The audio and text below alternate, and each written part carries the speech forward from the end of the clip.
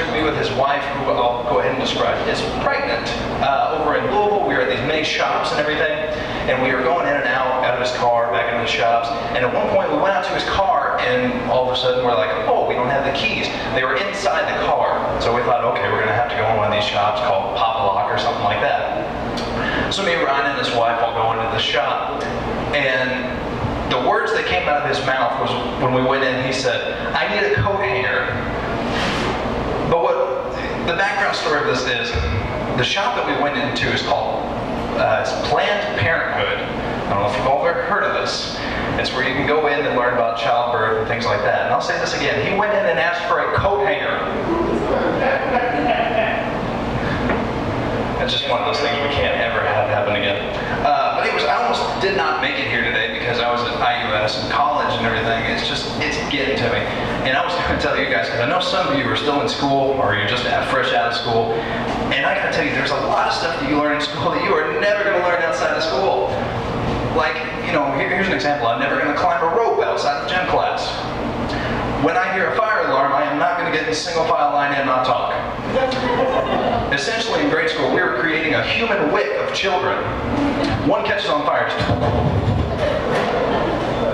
And actually, I went to Clarksville, and our ruling was the last person that's in the classroom has to close all the windows. So we could just be sitting outside waiting for this one kid frantically to try to close all the windows, even on drills. Just like, come on, Johnny, you can do it. Oh, he almost made it to that last window.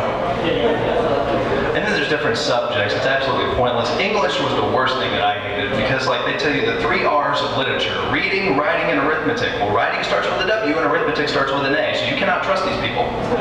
The worst thing I hated about literature was the diagramming a sentence. I don't know if y'all remember this. It was breaking apart words like contractions and verbs and adjectives and all that nonsense.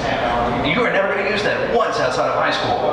I remember I'd pray every single day that my boss just looks at me and goes, Matt, you're fired. So I can go, hold on there, boss, let's diagram that.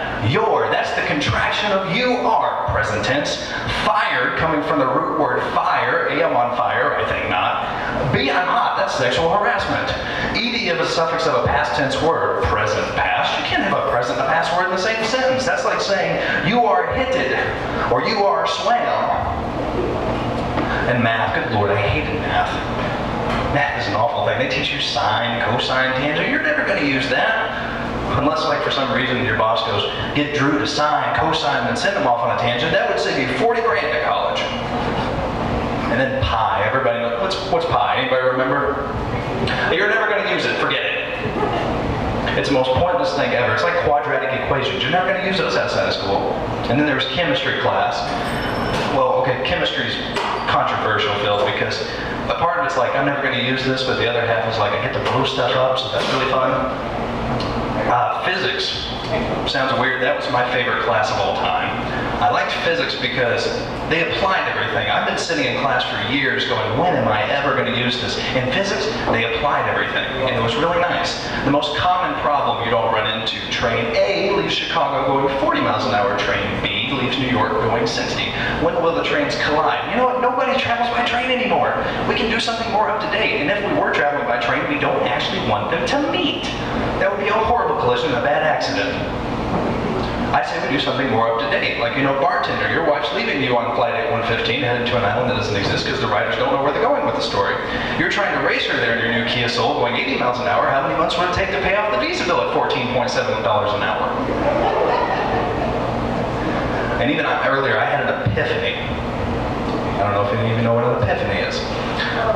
But I was thinking about foreign languages because I'm taking French and I hate it. Spanish, that one's absolutely useless because the other day my little cousin was watching Dora the Explorer, and that would teach you just about everything you needed to know about Spanish. And that's the only girl I think I've ever met that is a genius and an idiot all at the same time. I don't know if you've watched the show. She is multilingual at 3 but can't find the banana tree right behind her. And one of the most popular things in school they're cramming down everybody's throat is the metric system. You gotta learn the metric system. It's coming. Everybody's gonna be using it. Nobody's using it. The only people outside of school that are using the metric system is astronauts and drug dealers. Because they grams and kilos, that's what they deal in. And if you don't pay them, they'll come after you with a 9mm. But always, there's that one teacher that always would get on your nerves, and I hated it. There was one that I rivaled with named the Spitzenagel at Clarksville. And there was times that I just want to look at her and go, yes, I would like to come to the front of the class and explain my behavior. Yes, I did bring enough gum for everyone else. Yes, I would like to share my thoughts with the rest of the class. Yes, I do think this would get me somewhere in life, and yes, I am some kind of comedian. That's all I'm going to do for you guys today. You've done a great crowd.